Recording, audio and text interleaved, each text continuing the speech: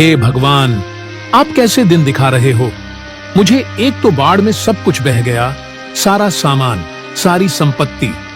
मैं तो बेघर हूँ, अब मैं कहाँ जाऊं। मुझे तो अपने गांव में भी कोई काम नहीं मिल रहा है। कई दिन से खाना भी नसीब नहीं हुआ है।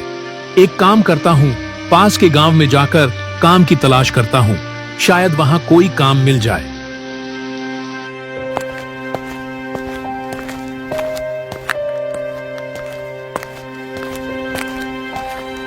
सेठ जी, मुझे काम पर रख लीजिए। मेरा सब कुछ बाढ़ में बह गया, मैं बर्बाद हो गया हूं। अब मेरे पास कुछ भी नहीं बचा है। मुझे काम पर रख लीजिए सेठ जी। ठीक है वीरू, तुम कल सुबह से ही काम पर लग जाना।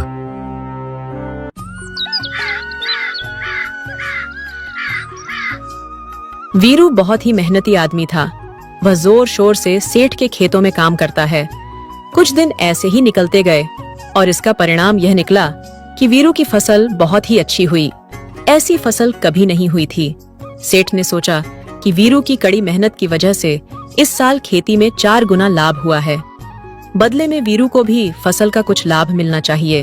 वीरू, तुम्हारी मेहनत से फसल इस बार 4 गुना अच्छी हुई है।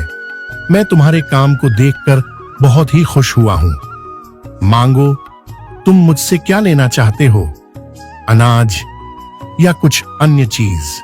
वीरू थोड़ी देर के लिए सोच में पड़ जाता है कि सेठ जी से अनाज मांगूं या कोई और चीज मांगूं। अरे मैंने तो मजदूरी करके कुछ पैसे बचा रखे हैं, जिससे कुछ महीनों के लिए मेरा राशन चल जाएगा। हाँ, एक काम करता हूँ। मालिक, आपकी मुझ पर बड़ी कृपा रही है। आप लाभ के रूप में आप कुछ देना ही चाहते हैं, तो मुझे खेती के लायक कुछ जमीन दे दीजिए। मैं उस पर खेती करूंगा।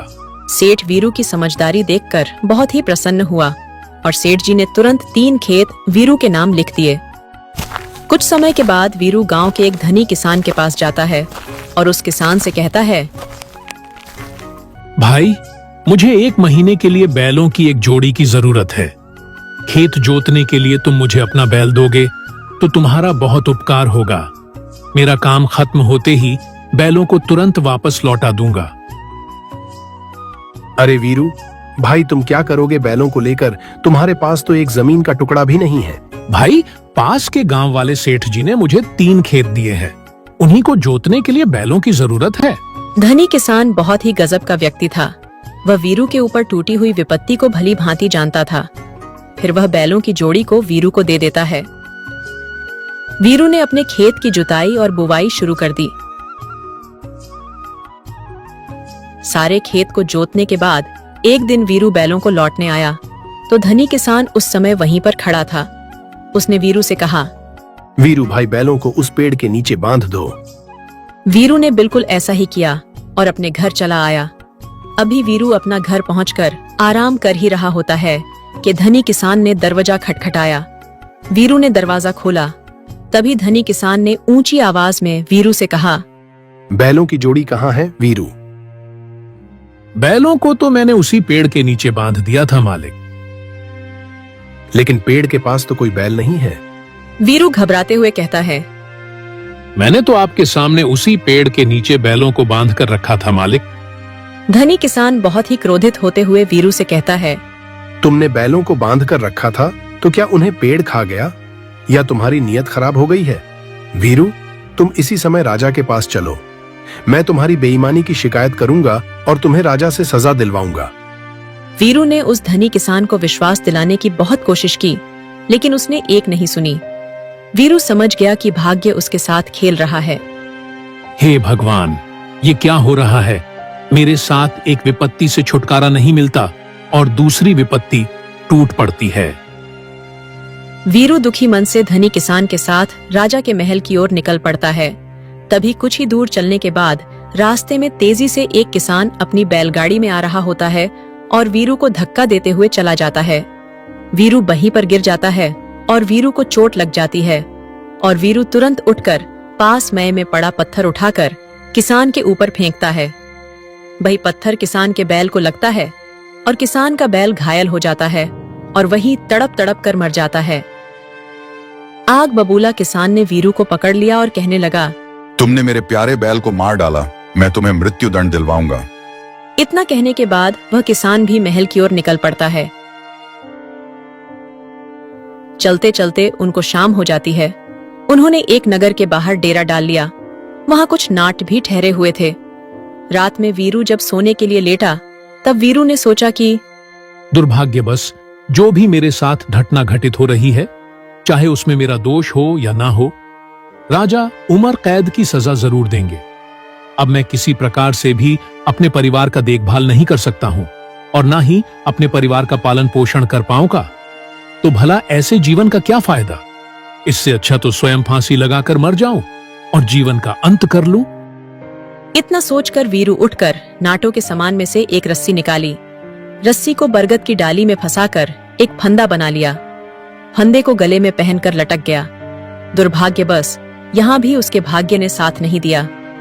रस्सी कमजोर थी, रस्सी टूट गई और वीरू नीचे नाटों के सरदार पर गिर गया।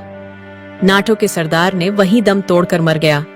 सभी नाट जाग गए। उन्होंने वीरू को पकड़ लिया और निश्चय किया कि वह सभी राजा के पास ले जाएंगे और न्याय मांगेंगे। दूसरे ही दिन तीनों उपभोगी वीरू को लेकर दरबार पहुंच गए। उन्होंने राजा को अपनी अपनी शिकायत सुनाई। फिर उन तीनों ने राजा से प्रार्थना की कि इस दुष्ट वीरू को उसके करने का उचित दंड दिया जाए। राजा बहुत ही बुद्धिमान था, सारे मामले को तुरंत ही समझ गया। उसने सबसे पहले धनी किसान से पूछा, जब वीरू बैल लेकर आया था तब तुम क्या कर रहे थे? महाराज, मैं वहीं पर था। बैल तुमने देखे थे? जी महाराज, मैंने बैल को देखा था। तुम्हारा बैल तुम्हें वापस मिल सकते हैं। वह कैसे महाराज? पहले तुम अपनी आंखें निकाल कर दो, क्योंकि जिन आंखों से तुमने बैलों को देखा था और तुम्हें अपनी ही आंखों पर जरा भी भरोसा नहीं है, तो तुम ऐसी आंखों का क्या करोगे? राजा के विचार से धनी किसान बहुत ही गुस्सा हो गया।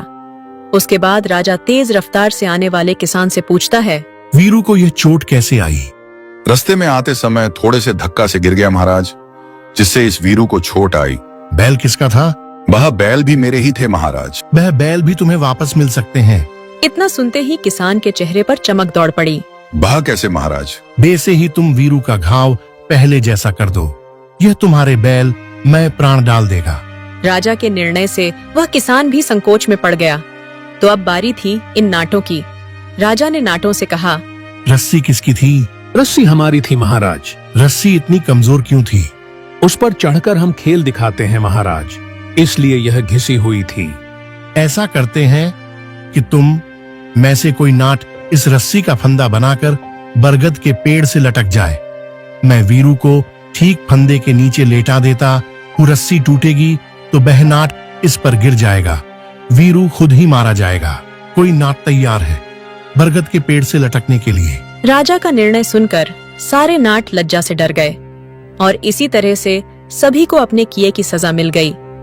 फिर राजा ने वीरू को छोड़ दिया।